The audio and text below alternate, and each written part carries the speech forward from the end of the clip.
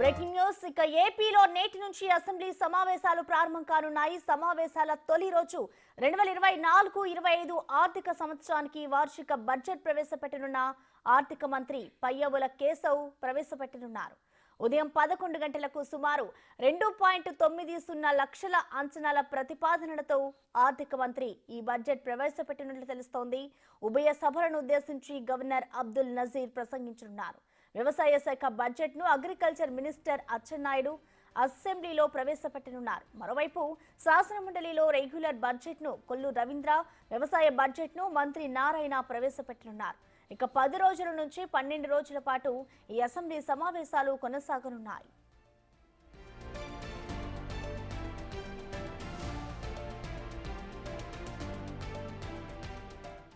ప్రస్తుత ఆర్థిక సంవత్సరంలో ఓట్ ఆన్ అకౌంట్ బడ్జెట్ ను 2 సార్లు ఆమోదింప చేసుకుని నిధులు ఖర్చు చేస్తున్నారు. ఆర్థిక వ్యవస్థపై పూర్తి పట్టు సాధించేందుకు పూర్తి స్థాయి బడ్జెట్ ను ప్రవేశపెట్టాలని ప్రభుత్వం నిర్ణయించింది. ఈ ఆర్థిక సంవత్సరంలో మిగిలి ఉన్న కాలం 4 నెలలే కాబట్టి ప్రస్తుత ప్రభుత్వ లక్ష్యాలు సాధించే క్రమంలో డిసెంబర్ నుంచి మార్చి నెలాఖరు వరకు తొలి అడుగులు వేసేందుకే ఈ బడ్జెట్ అవకాశాలు కనిపిస్తున్నాయి. రాష్ట్రాన్ని పునర్నిర్మించే దిశగా ప్రాధాన్య క్రమాన్ని నిర్ణయించుకుని బడ్జెట్లో ప్రాధాన్యం ఇవ్వనున్నట్లుగా తెలుస్తోంది.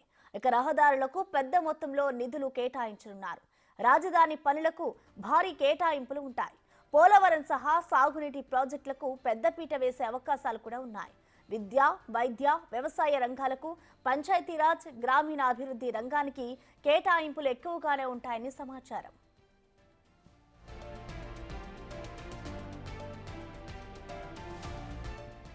మేనిఫెస్టోలో ప్రకటించిన సంక్షేమ కార్యక్రమాలకు కొత్తగా బడ్జెట్ అకౌంట్ హెడ్లు ఏర్పాటు చేసి నిధులు కేటాయించినట్లుగా తెలిసింది. కేంద్రం నుంచి వీలైనంత మేర ఎక్కువ నిధులను రాబట్టేందుకు రాష్ట్ర ప్రభుత్వం ప్రయత్నిస్తోంది. కేంద్ర ప్రభుత్వ సాయంతో చేపట్టే 60 పథకాలకు నిధులు సాధించి వాటికి రాష్ట్ర ప్రభుత్వ వాటా నిధులను జతచేసి రాష్ట్రంలో అమలు చేసేందుకు సిద్ధంగా ఉన్నట్లు తెలుస్తోంది.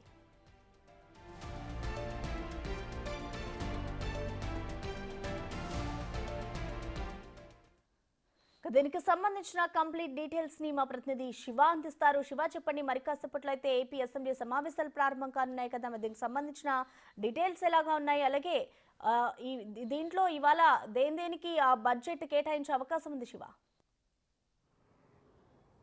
ప్రసన్న, మొత్తం మీద చూసుకుంటే ఆంధ్రప్రదేశ్ పూర్తి స్థాయి బడ్జెట్ని ఏదైతే గతంలో ఎన్నికల సందర్భంగా మార్చి నుంచి జూన్ వరకు, జూలై నుంచి అక్టోబర్ వరకు కూడా ఓట్ ఆన్ అకౌంట్ని రెండు ప్రభుత్వాలు, గత ప్రభుత్వం ప్రస్తుత ప్రభుత్వం కూడా ఓట్ ఆన్ అకౌంట్ను ప్రవేశపెట్టింది. ప్రస్తుతం ఈ నెల చివరి నాటికి ఓట్ ఆన్ అకౌంట్ బడ్జెట్ పూర్తయ్యే పరిస్థితి కనిపిస్తోంది. గతంలో ఏదైతే జూలై వరకు 1,20,000 కోట్ల రూపాయలు ఉంటే ఆ తర్వాత 60,000 కోట్ల రూపాయలకు సంబంధించి బడ్జెట్లో ఖర్చు చేసిన పరిస్థితి కనిపించింది.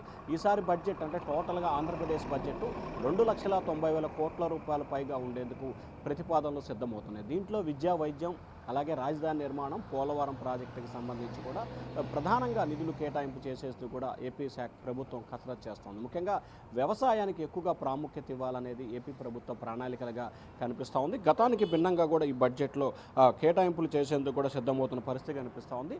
డిసెంబరు, జనవరి, ఫిబ్రవరి, మార్చి ఈ 4 నెలలకు సంబంధించి ఈరోజు శాసనసభలో ఆర్థిక శాఖ మంత్రి పయ్యావుల కేశవ్ బడ్జెట్ని ప్రవేశపెట్టబోతున్నారు.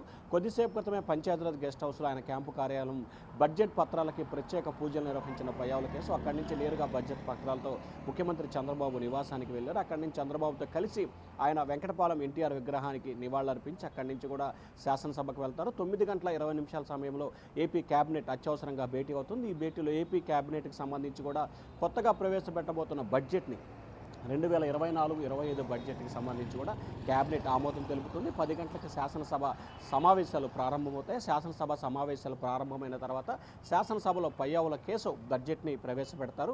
శాసన మండలిలో కొల్లు రవీంద్ర బడ్జెట్ని ప్రవేశపెడతారు. అలాగే వ్యవసాయ బడ్జెట్ని మంత్రి అచ్చెన్నాయుడు శాసనసభలో ప్రవేశపెడితే మంత్రి నారాయణ శాసన మండలిలో వ్యవసాయ బడ్జెట్ని ప్రవేశపెట్టరు. వ్యవసాయ రంగానికి ఎక్కువగా ప్రాముఖ్యత, రాజధాని నిర్మాణం, పోలవరం ప్రాజెక్టుతో పాటు విద్యా, వైద్య రంగాలకి, యువతి ఉపాధికి సంబంధించి కూడా ఎక్కువగా కేటాయింపులు చేసేందుకు కూడా ప్రభుత్వం ముమ్మరమైన కసరత్తు చేస్తూ ఉంది. ముఖ్యంగా ఈ రాబడి అంటే ఆదాయానికి సంబంధించి ఏ రకంగా సమకూర్చుకోవాలి, ఖర్చులను ఏ రకంగా నివారించాలి అనే దానికి సంబంధించి ప్రధానంగా ఒక ఏజెండాతో కూడా బడ్జెట్ రూపకల్పన అయితే జరుగుతూ ఉంది. మరి 4 నెలల పాటు ప్రవేశపెట్టబోతున్న బడ్జెట్కి సంబంధించి సూపర్ 6లో భాగంగా అనేకమైన హామీలని ప్రభుత్వం ఇప్పటికే అమలు చేసింది. మరికొన్ని హామీలని అమలు చేయాల్సిన నేపథ్యంలో ఆ బడ్జెట్లో ఎంత కేటాయింపులు చేస్తారు, ఏ పథకాన్ని ఎప్పటిలోపు అమలు చేయబోతారు అనే ఉత్కంఠ అయితే తెలుగు రాష్ట్ర ప్రజల్లో కొనసాగుతోంది. మరి సూపర్ 6లో భాగంగా హామీలకి నిధులు కేటాయిస్తారా, లేకపోతే వచ్చే విద్యా సంవత్సరం నుంచి అంటే తల్లికి వందనం కానీ, లేకపోతే ఉచిత బస్సు విషయం కానీ, నిరుద్యోగ భృతి కానీ, అలాగే ఏదైతే మహిళలకి వితంతులకు ఇచ్చే పెన్షన్ కానీ, ఇవన్నీ కూడా వచ్చే సంవత్సరం నుంచి, వచ్చే ఫైనాన్స్ ఇయర్ నుంచి ప్రారంభిస్తారా, లేకపోతే ఈ బడ్జెట్లోనే కేటాయింపులు చేసి ఇక్కడి నుంచే జనవరి నుంచే ప్రారంభిస్తారా అనేది కూడా రాష్ట్ర ప్రజలైతే ఎదురు చూస్తూ ఉన్నారు. ప్రసన్న శివ, అలాగే ఈ సమావేశానికి సంబంధించి ఇటు వైసీపీ నుంచి ఎవరైనా హాజరవుతున్నారా, డీటెయిల్స్ ఏ విధంగా ఉన్నాయి? గవర్నర్ ప్రసంగం అనంతరం ఈ సమావేశాలు ఎన్ని రోజులు జరిగే అవకాశం ఉంది శివ? ప్రసన్న, వాస్తవానికి గవర్నర్ ప్రసంగం ఈసారి శాసనసభలో ఉండే అవకాశం లేదు. ఎందుకంటే శాసనసభ బడ్జెట్ సమావేశాలకి సంవత్సరానికి ఒక్కసారి మాత్రమే గవర్నర్ తన ప్రసంగాన్ని కొనసాగిస్తారు. సో గతంలో బడ్జెట్ సమావేశాలు కానీ కొత్త ప్రభుత్వం ఏర్పడిన సమయంలో ఓటాన్ బడ్జెట్ ప్రవేశపెట్టినప్పుడే గవర్నర్ అబ్దుల్ నజీర్ తన ప్రసంగాన్ని కొనసాగించారు. సో ఈరోజు ఉభయ సభలను ఉద్దేశించి వాస్తవానికి గవర్నర్ ప్రసంగం ఉంటుందని చెప్పి కూడా విస్తృతంగా కూడా సోషల్ మీడియాలో ప్రచారం జరిగింది. కానీ ఈరోజు గవర్నర్ ప్రసంగం అయితే శాసన మండలిలో కానీ శాసనసభలో లేదు. వేరువేరుగా 2 సభలు కూడా ఒకేసారి ప్రారంభమవుతాయి.